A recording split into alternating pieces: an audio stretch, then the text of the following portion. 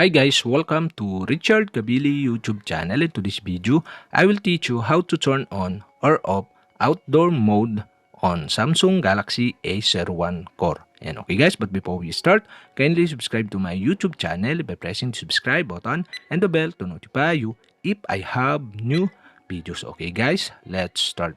So okay guys, you only have to do is go to setting in your Samsung Galaxy A01 Core and settings, go to display.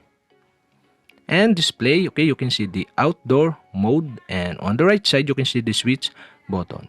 And if this turn on, make the screen brighter for outdoor viewing. After 15 minutes, outdoor mode will turn off unless you still using the screen.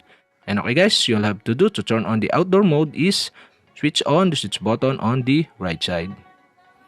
And that's it, we have successfully enabled or turn on the outdoor mode on my Samsung Galaxy A01 Core. And okay guys, to turn off again, you'll have to do is switch off the switch button on the right side.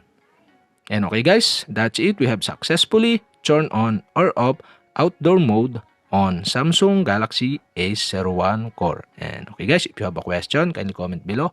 And don't forget to hit the subscribe button and the bell to notify you if I have new videos. Okay guys, thank you for watching.